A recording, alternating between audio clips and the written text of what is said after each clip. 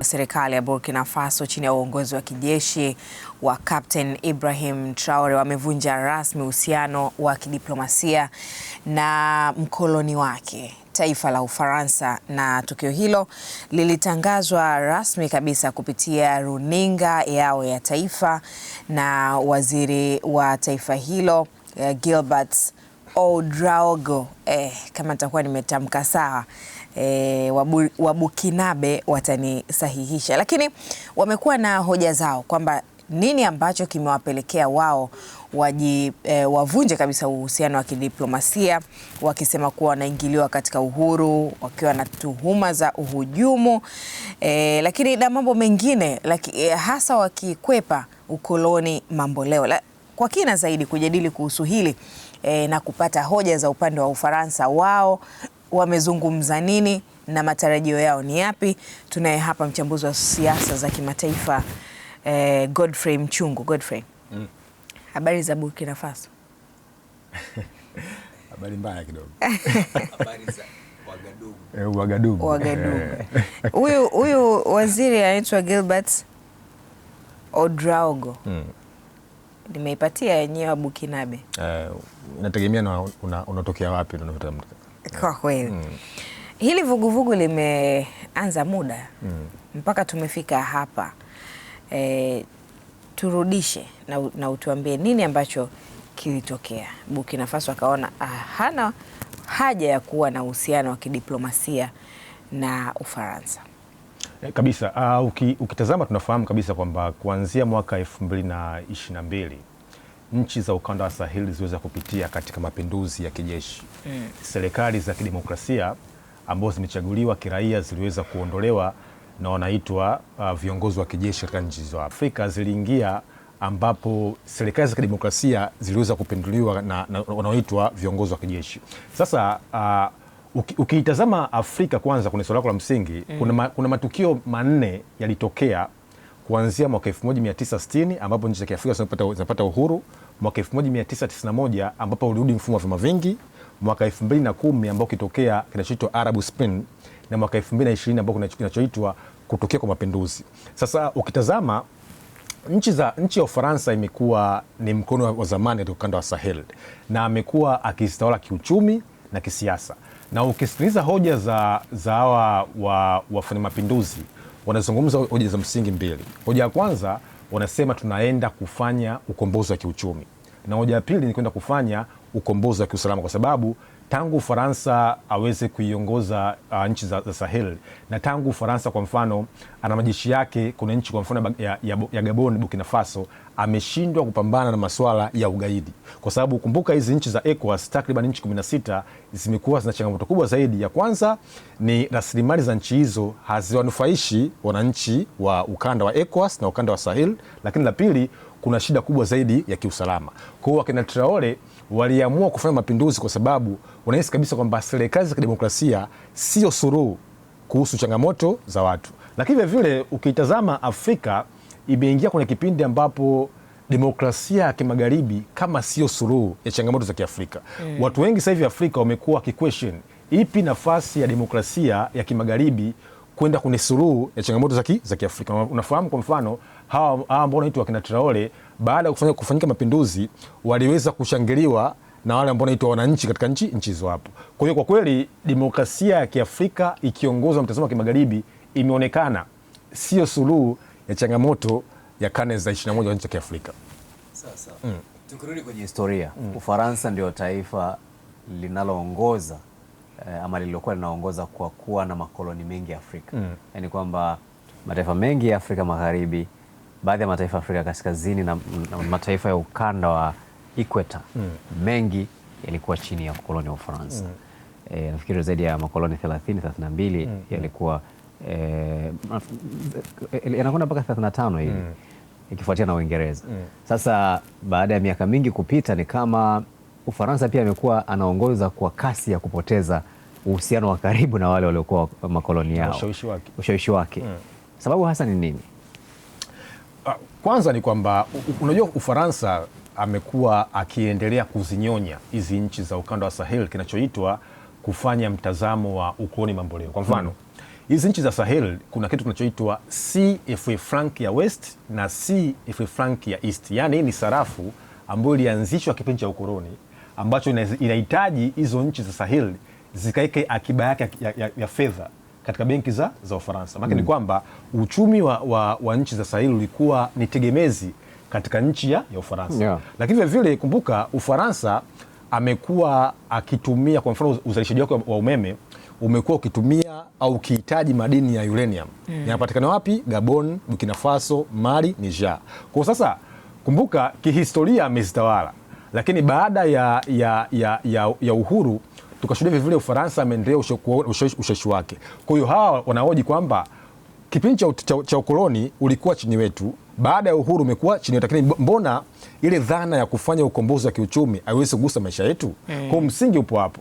Lakini vile vile hebu fikiria kwamba kinachotokea vile vile Sahel, maana ni kwamba wengi wanatafsiri kwamba ni kuondoka kwa mkoloni mpya na kuingia mkono wa zamani, kwa sababu tunapozungumza hapa hizi nchi za Sahel ameingia mtu ambaye anaitwa Urusi.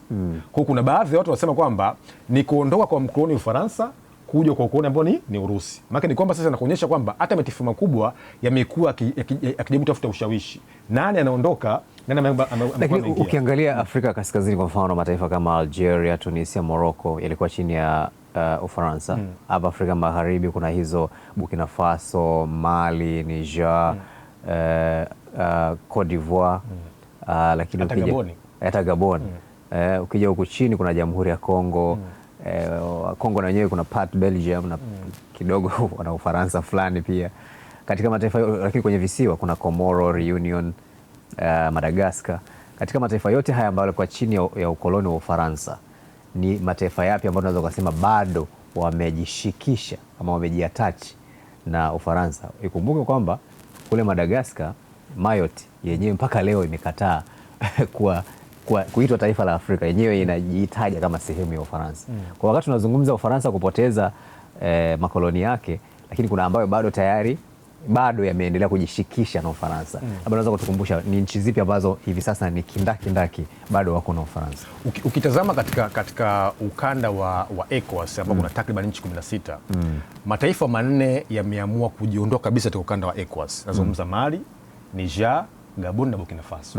Hawa cha kwanza wameachana kabisa na kinachoitwa CFA franc, yani ile sarafu ya Ufaransa wanasema hawataitumia kamwe. Na zote hizo zinaongozwa kwa mapinduzi ya kijeshi kabisa. Lakini zaidi sana wamesema kwamba wataenda kuanzisha sarafu yao na wanaenda kuanzisha muunganiko wao wa kijeshi na wa kisiasa ambao unakuwa hauna ushawishi na nchi za Ufaransa.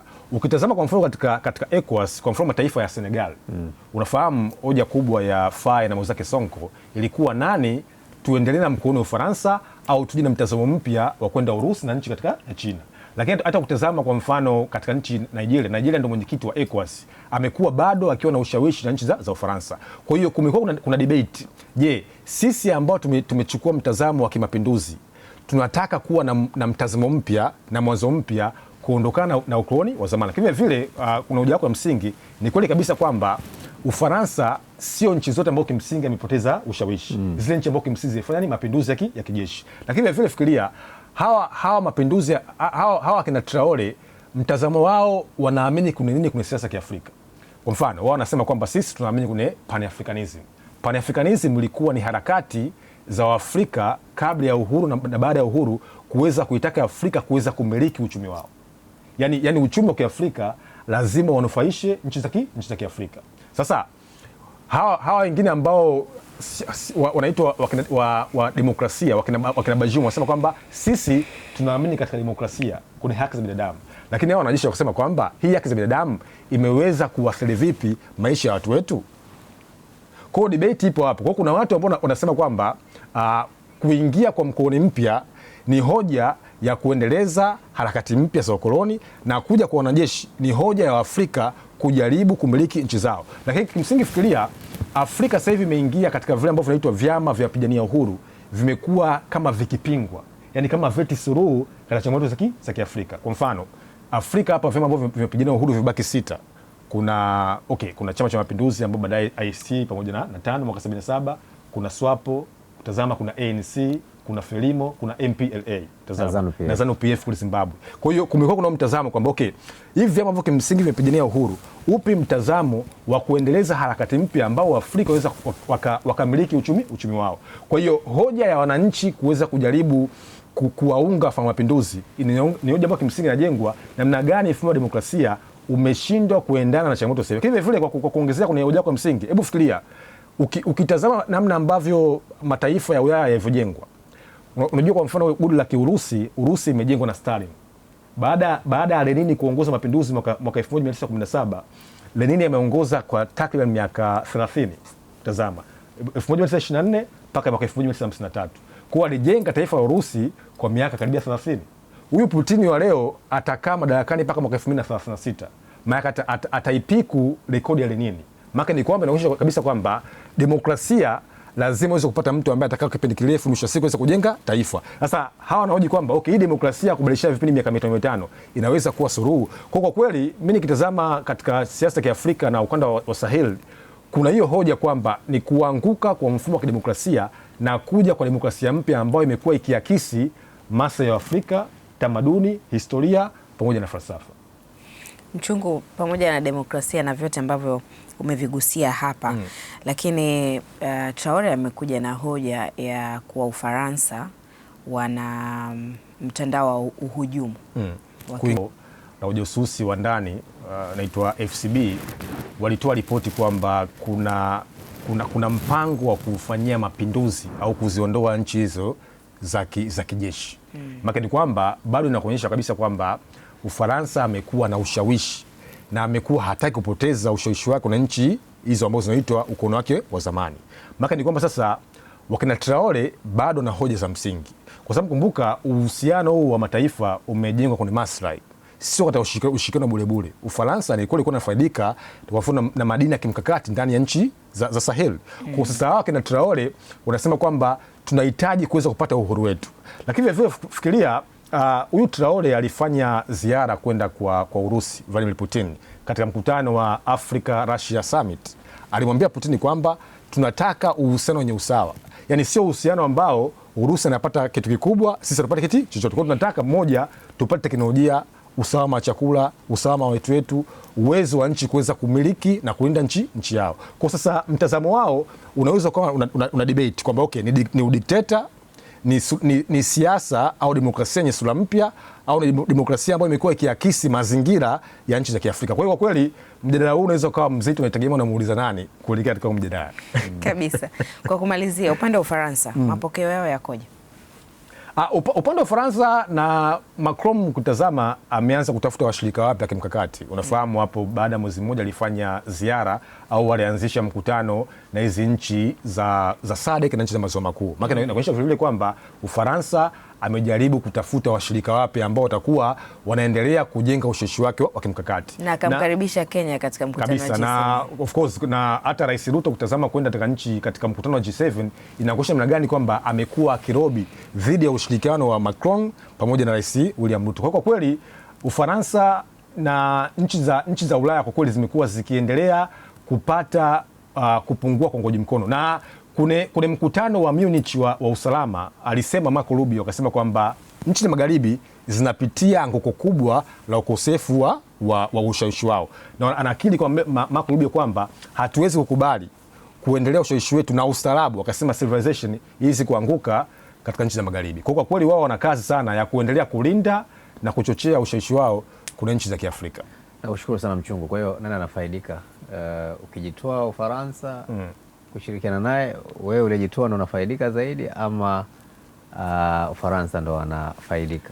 Upo msemo unasema kwamba uhuru wenye mipaka ni utumwa wa kistaarabu. Sasa utaamua kwamba ukae kwenye uhuru ambao una mipaka au uhuru ambao una mipaka ili uweze kutawaliwa kistaarabu. Kwa hiyo ni kuchagua mwenye watu ambao kuna maslahi zaidi. Shukrani sana Godfrey Mchungu, ni mchambuzi wetu huyo masuala ya kimataifa.